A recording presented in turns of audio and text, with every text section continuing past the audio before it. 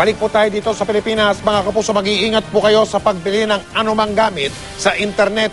Isang nakaw ng motosiklo nga ang natuklasan ng mismong may-ari na pinagbebenta pala sa isang classified ads na website, sulit.com.ph. Nang mahuli ang tatlong suspect sa pagnanakaw, sinabi nilang nabili lang din daw nila sa website na yon ang motorsiklo at ibinenta lang nila muli. Naibalik din ang motorsiklo. Ayon sa PNP Highway Patrol Group, bagong modus yan ng mga magnanakaw. Ikatatlong kaso na rin na ganyan na pinaulat o pinaalam mula pa nitong Mayo.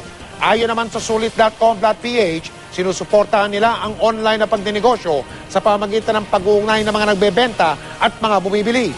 Pero dahil hindi sila kasali at hindi rin sila nakikialam sa mga transaksyon, pinapayuhan nila ang lahat na maging maingat at matalino sa mga online transaksyon. Hinihikayat din nila ang mga user nga ng kanilang website na ipaalam sa kanila ang anumang kahinahinala o hindi tamang mga transaksyon. Handa rin daw silang makipagtulungan sa mga otoridad sakaling may mga hindi kaaya-ayang insidenteng mangyayari sa mga transaksyon.